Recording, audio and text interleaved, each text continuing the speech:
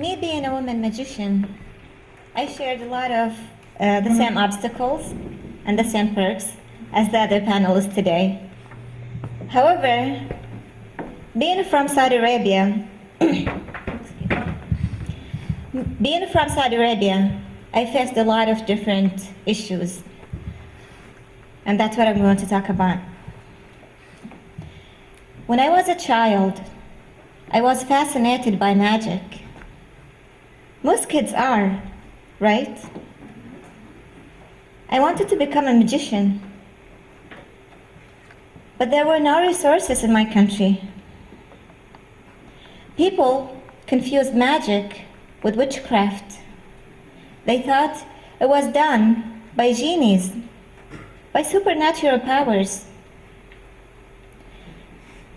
And in my country, people who were accused of witchcraft were executed. One day, I told one of my cousins that I want to be a magician when I grow up. She laughed. She said to me, "Have you ever met any genies? Have you talked to them?"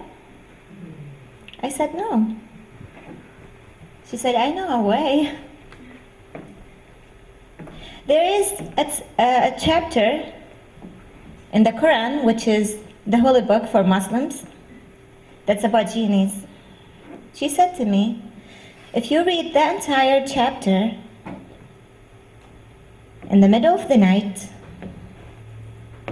in front of a mirror, in the dark, and if you read it in a reverse, then, and only then, the genies will come out and help you become a magician. So needless to say, I did that. And needless to say, nothing happened.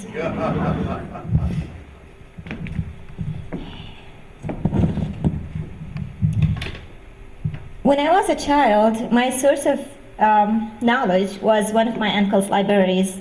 We did not have internet. So I went to his library once, and I found a book about interesting things.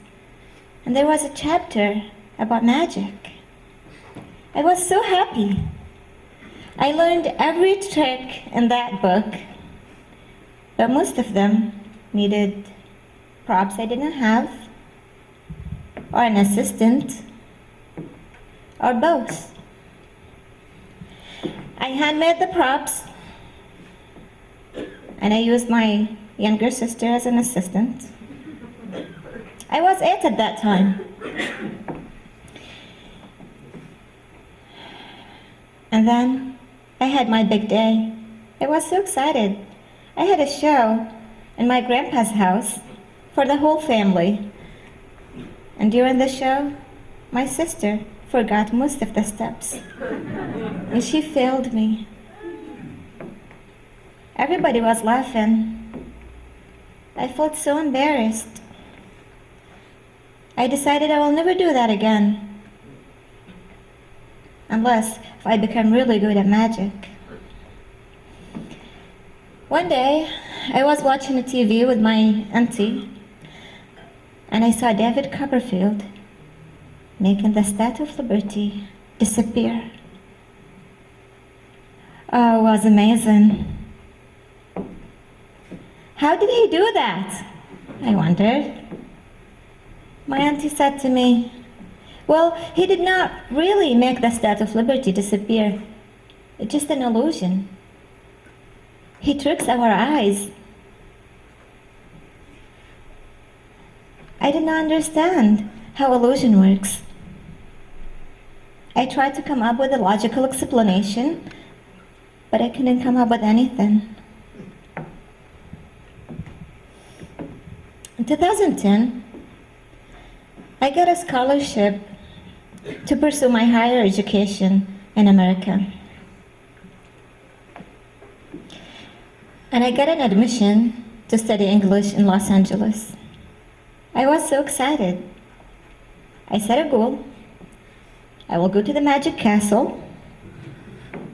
I will go to Vegas. I will meet David Copperfield. I will start performing magic. I got more excited about magic again, and I started learning by watching a lot of performers on YouTube over and over and over until I figure out how the trick is done, or until I think I did.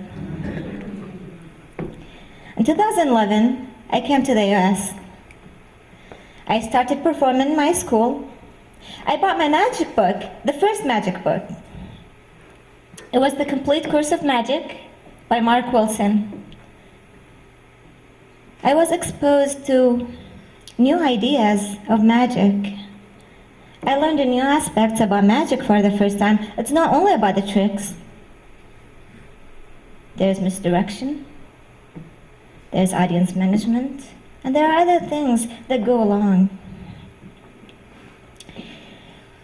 By mid-2012, and right before I go back to my country, I went to Vegas, and I met David Copperfield. It was magical. And I went to the Magic Castle for the first time. And then I went back to my country. It was supposed to be 4 weeks vacation, but I ended up staying there for over a year, just waiting for a male guardian's permission to travel. You see, in Saudi Arabia, women are not allowed to leave the country without a male guardian's permission, regardless of how old they are. So during that time, I started promoting myself as a magician. A lot of people wanted to hire me, but I was only, excuse me, I was only able to perform twice for female-only events, and they were both organized by the same lady who is trusted by my family. Because in my country, back then we did not have Uber, there is no public transportation, and women are not allowed to drive. So if I want to go somewhere, I have to find a male relative who's free, who's okay to give me a ride, who's fine with me doing magic, and who trusts people whom I'm going to perform for.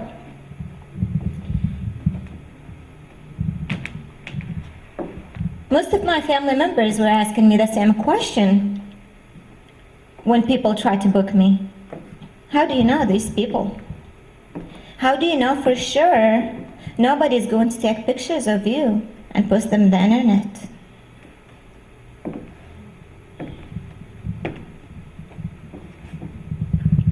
I forgot to mention, when I turned 19 years old, that's the time when they started to force me to cover up, because they think we're adults.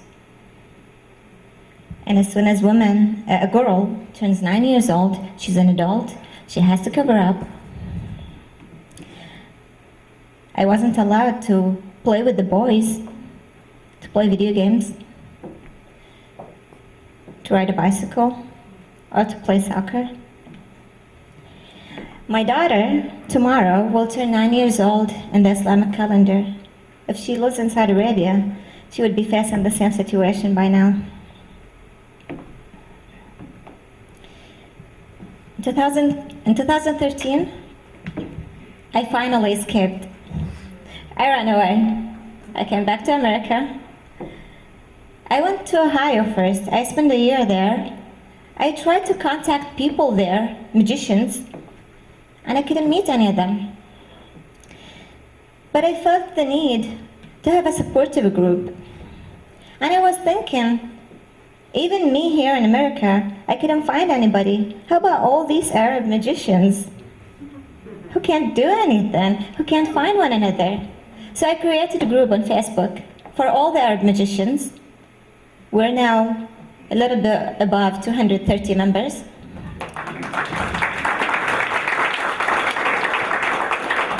And actually the members of the group started to have groups inside their countries So they started to meet one another from the group, and then they met in person. In 2014, I moved to the Bay Area. The same month, I got contacted by a magician through Facebook. His name's Kevin Madden. He invited me to a magic gathering. It's a secret. It's called the Magic Garage. Don't tell anybody. So I went there, and I met most of the magicians in the area by now. I met a lot of magicians who inspired me before, and I learned from them in person. Actually, last month, I performed in the Magic Garage for the first time.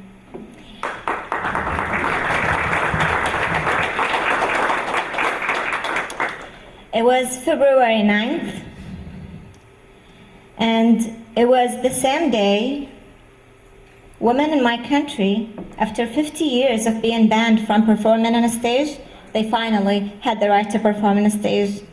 Funny coincidence. I think I'm still stuck in my country. And by the way, Saudi magicians are banned from performing magic right now.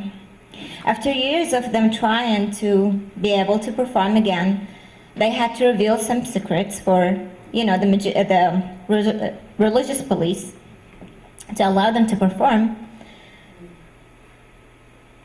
They had the right to perform for a while, and then last year, they were no longer allowed to perform.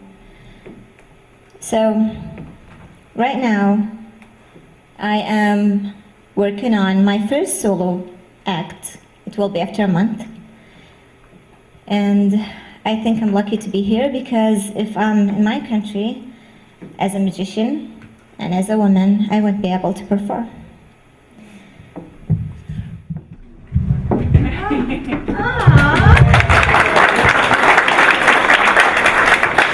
I got my theater blacks on. It's perfect. We need a green.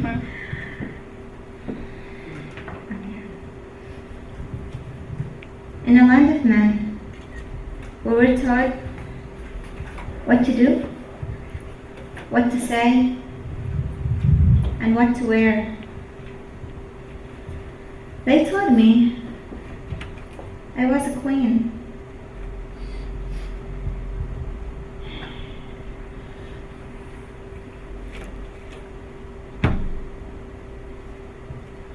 I should be guarded by men.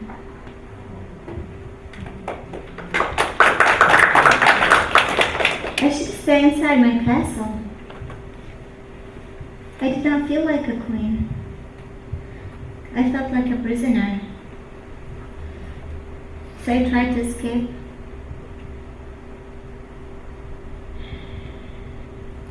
They told me I'm a diamond. I shouldn't be displayed. I should be hid away.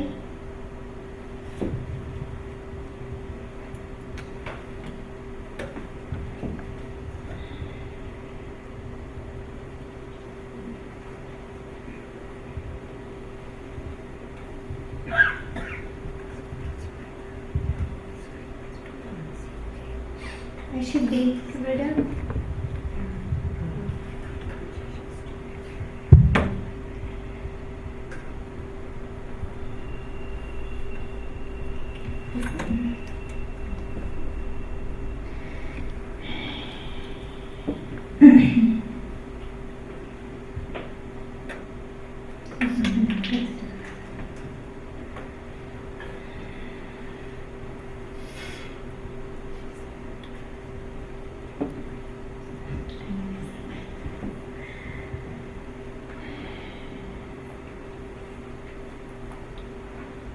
I was buried alive.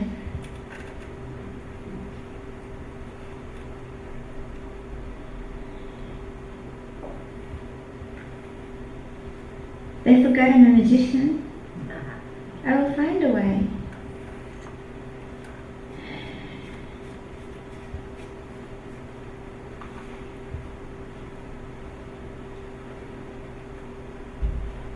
So I tried. I failed. But I tried again. And I failed again.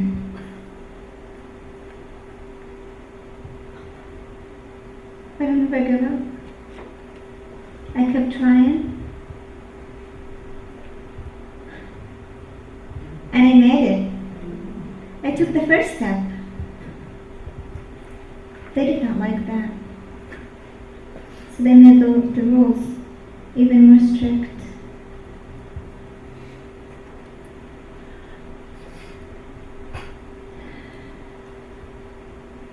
But I tried again. And I took another step.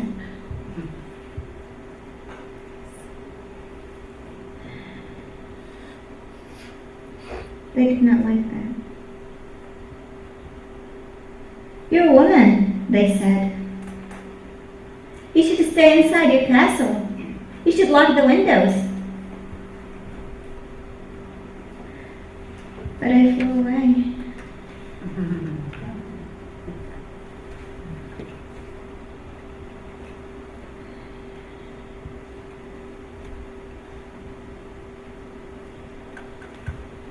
They tried to lock me down.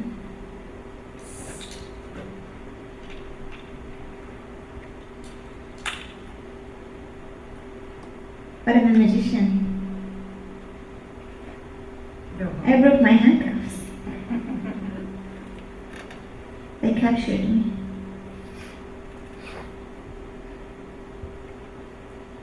And then I realized if I want to really escape, I have to go to even more.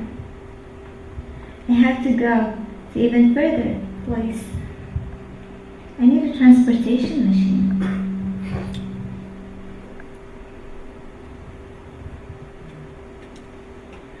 And I made it. I asked him.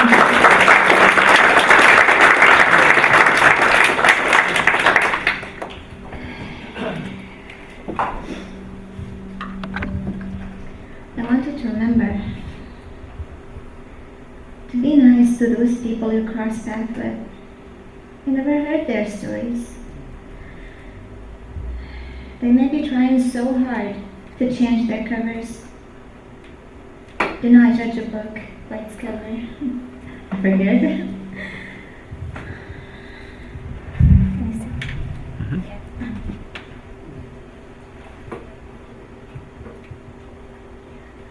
Wow. Oh.